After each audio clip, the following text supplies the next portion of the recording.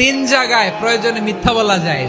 মিথ্যা বলতে তাওরিয়া, মানে কথা একটু ঘুরিয়ে বলবেন। এক নাম্বার, আপনার ওয়াইফকে খুশি করার জন্য, সে একটু এরকম না বলে একটু কৌশল করে বললে খুশি হবে, ওটা বলা যায়। দুই নাম্বার,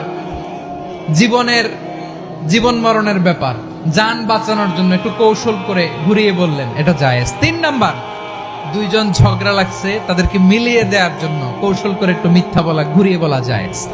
দুইজনের মধ্যে দেখলেন যে সম্পর্ক খারাপ, একজনরে বললেন, ভাই সে তো ওই দিন আপনার ব্যাপারে অনেক প্রশংসা। কি আমার ব্যাপারে প্রশংসা? তার সাথে তো আমার মারাত্মক সম্পর্ক। কি বললো? এই বললো আপনি নাকি এই করছেন ওই করছেন, অনেক প্রশংসা। লোকটার মন খুশি হয়ে যাবে তার ব্যাপারে, ঠিক কিনা? আবার তার সাথে যার ঝগড়া, ওরে যে বলুন, ভাই ওই দিন তো সে আপনার অনেক অ্যাপ্রিসিয়েশন করলো, অনেক।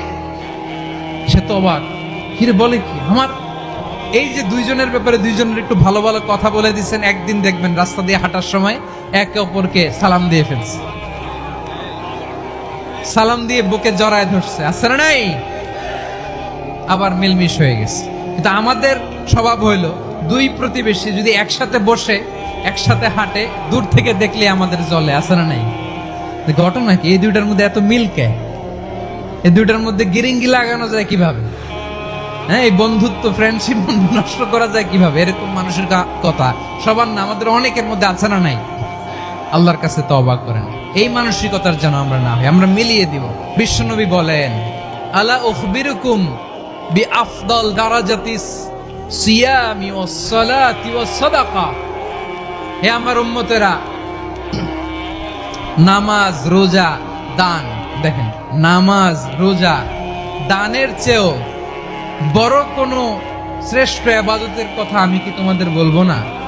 সাহাবারা তো অবাক, বলে কি নামাজের চেয়ে বড় ইবাদত, রোজার চেয়ে বড়, দান করার চেয়ে বড় ইবাদত?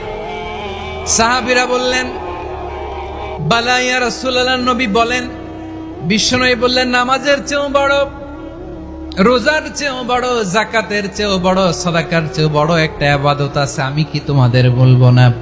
সাহাবারা বললেন, ইয়া রাসূলুল্লাহ, বালা, অবশ্যই বলবেন, সেটা কি? বিশ্বনবী বললেন, ইসলাহু যাতিল বাইন। দুইজন যখন ঝগড়া লেগেছে, তোমার দুই ভাই যখন ঝগড়া লেগেছে, এই দুইজনের মধ্যে বিরোধ মিটিয়ে মীমাংসা করে দেয়া হচ্ছে সবচাইতে সেরা কাজ।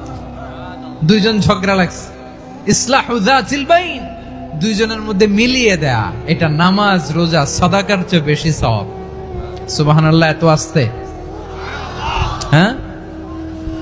ওয়াত্তাকুল্লাহ ওয়া আসলিহু যাতা বাইনিকুম, সূরা আনফাল।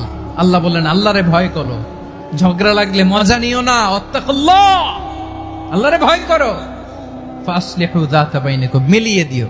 তাহলে আমরা মিলায়ে দিব, রাজি আছেন তো? তাহলে আমরা এক উম্মাহ, এক উৎস থেকে এসেছি, এক দেহ এক প্রাণ।